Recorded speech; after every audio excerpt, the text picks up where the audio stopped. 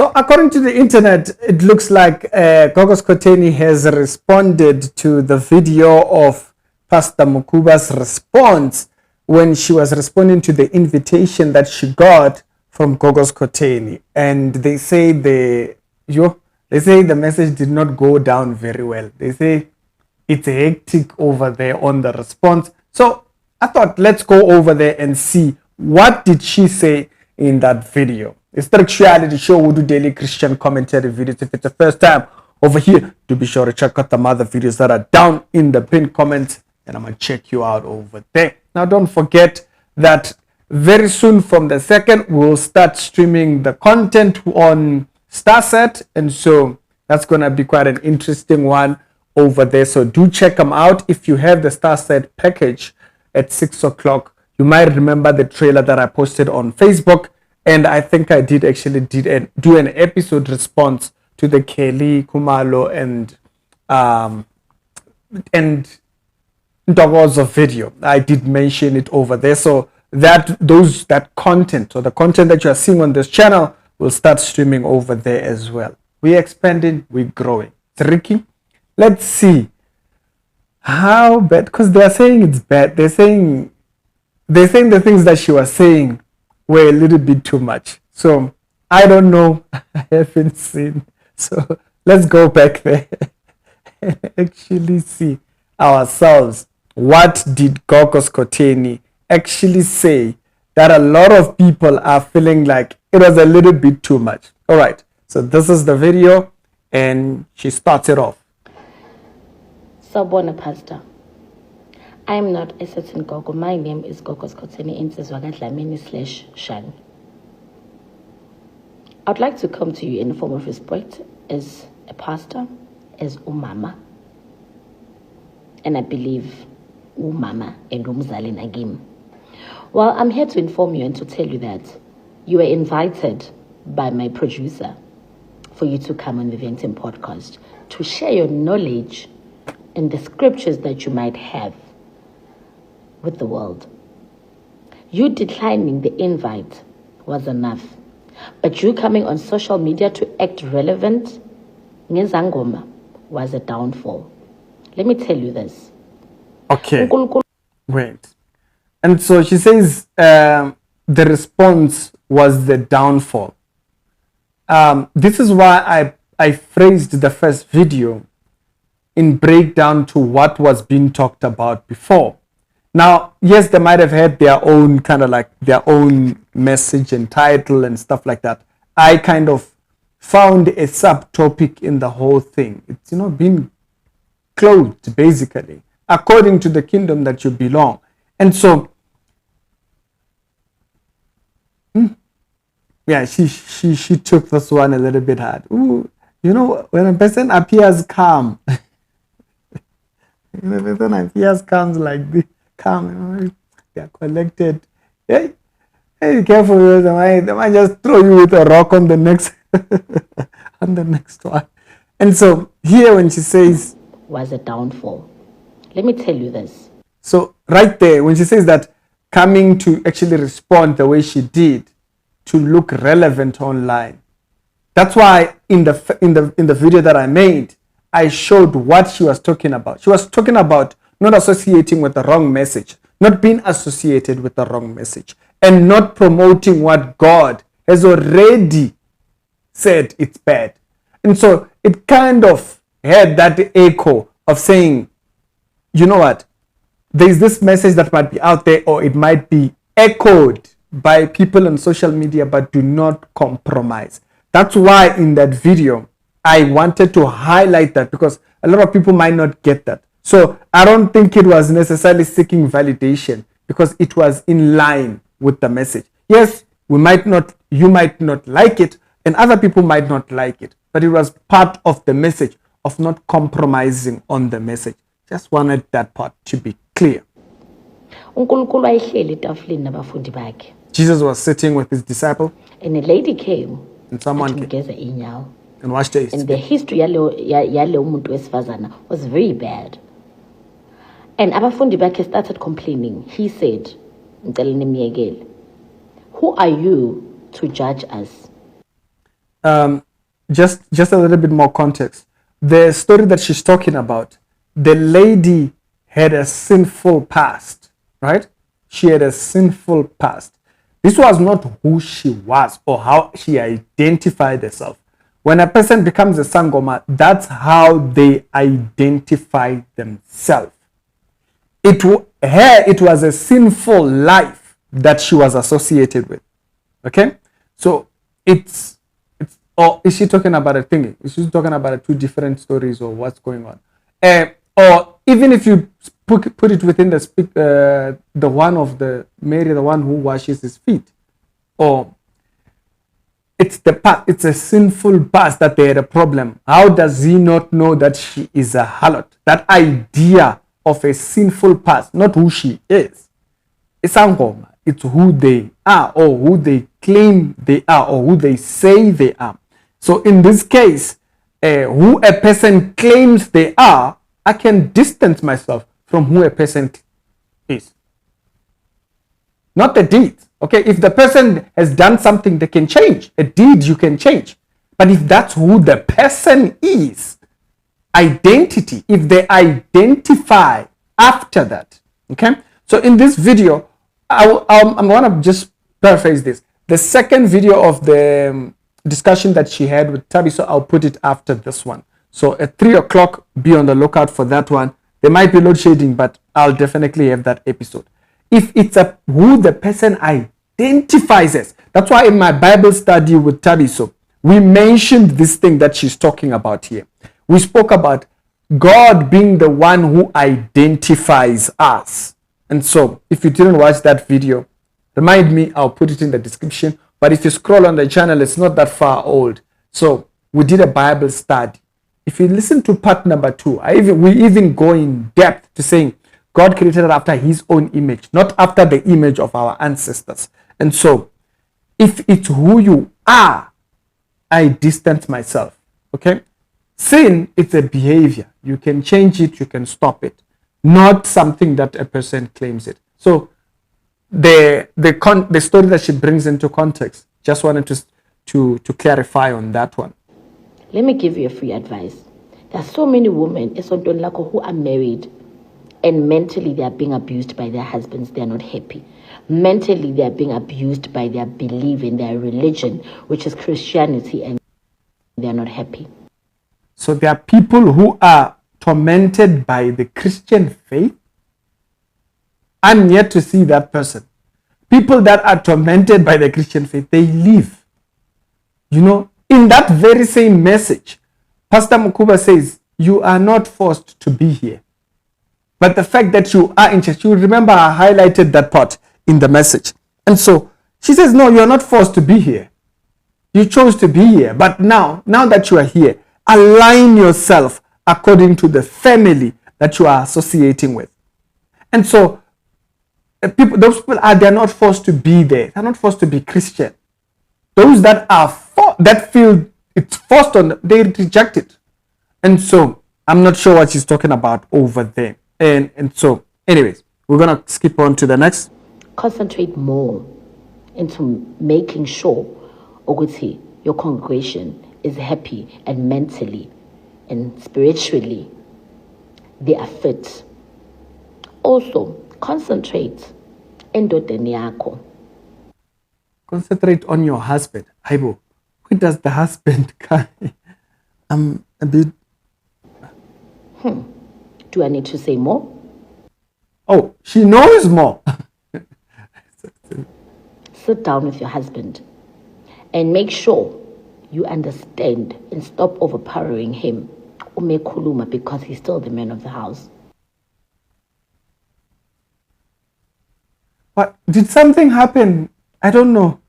Did something happen at Mukhuba's church that makes what she's saying? Or is she speaking from, revelation of the ancestor? Or I don't have context for what she just said right now. So I'm a bit lost. If you don't want him to continue doing what he's currently doing, then make sure. Oh, wait. Sit down and talk to him.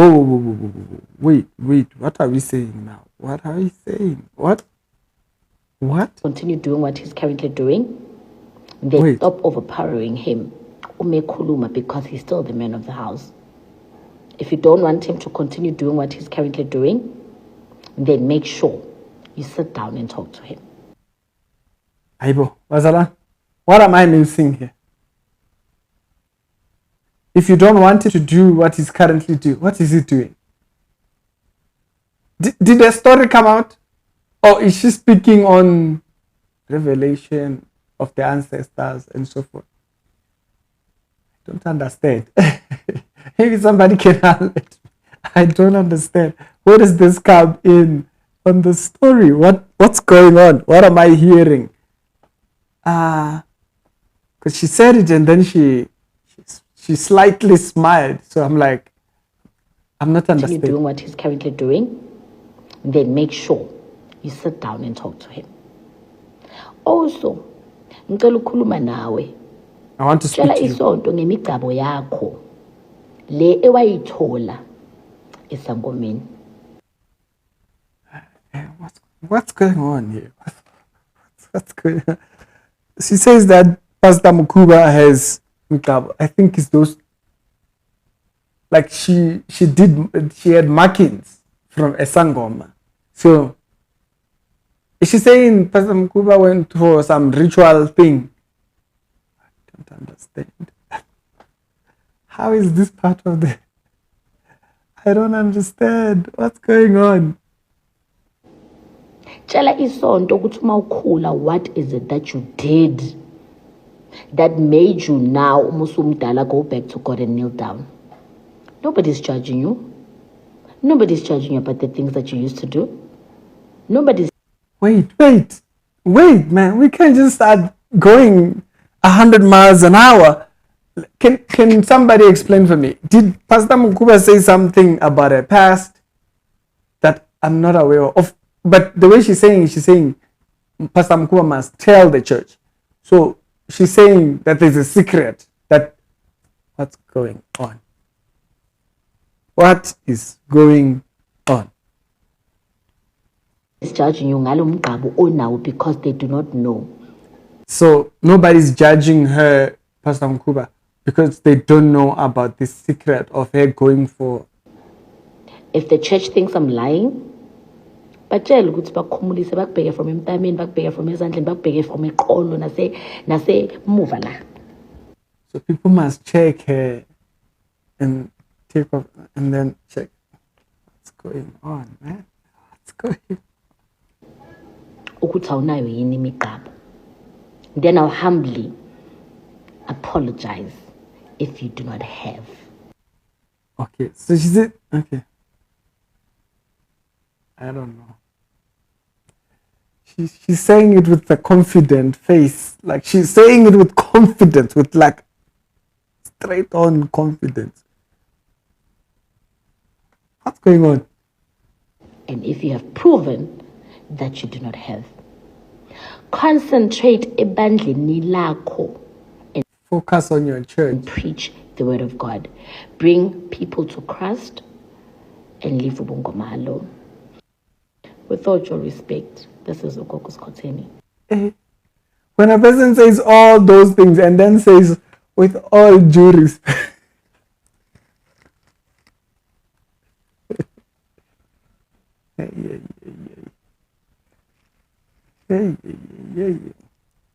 You know, Bazalan, that's why I say, if we are clear that there is a conversation and we keep it in the conversation, right?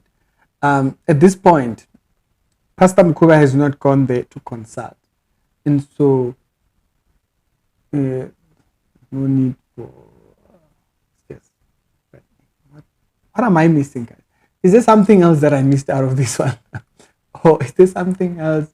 Is this a story? But she says we don't know.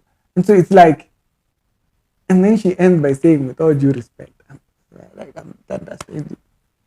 What's going on? In this reply, she comes after the husband.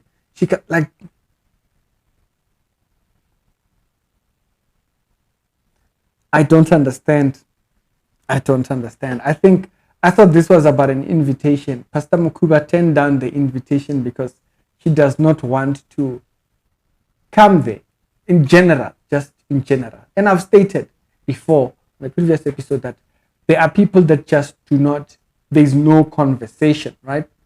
And then you have people like Tariso who there is a conversation. There's people like me online and so forth who are out there, servants of the Most High, out in the public. They will have a conversation.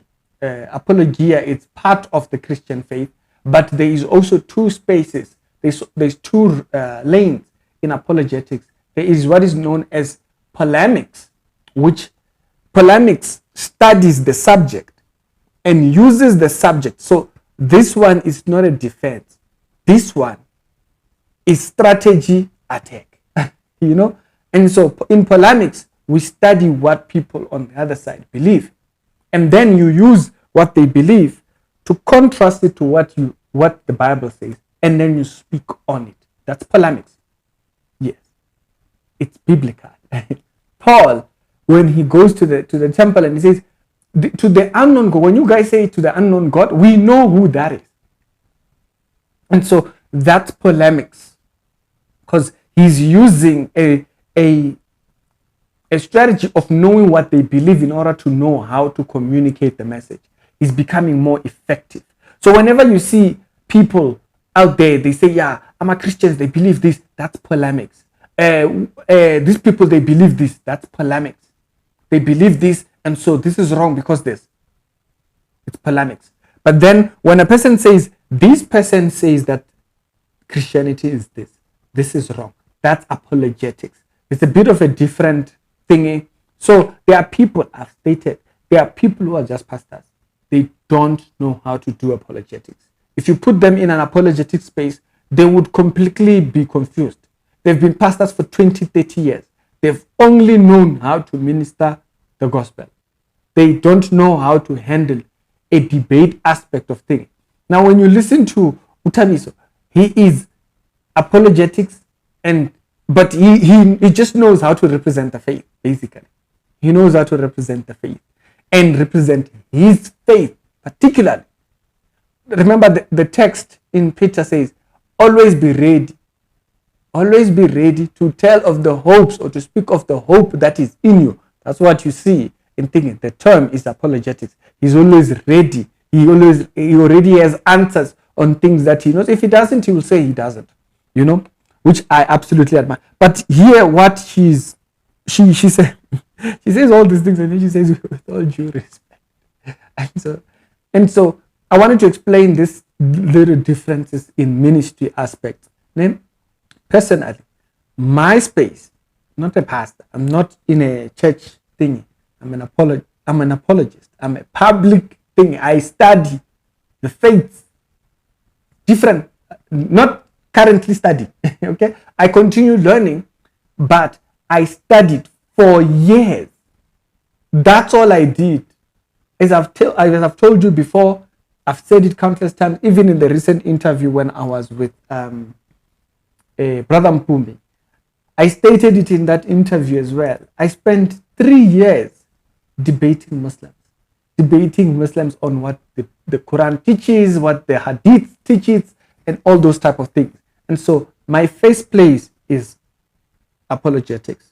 It's what I've studied for a very long time. Not preaching on the pulpit and whatnot. Yes, I can come open the Bible, preach, but my area of thinking, it's apologetics. And so there are pastors that don't do that. So if a pastor turned it down and she explained a position is that, you know, her being there would be a thing. Now, there were people that were offended by Zaza being there, right? And yes, from their perspective, you know what, these people, they're not apologists or anything. And so they don't see a value in that. But when a person like, I saw a bishop that was so, he was completely hateful of having Tabiso there. I was like confused. How are you a bishop and you are angry about things? Now he wasn't angry about the way the presentation.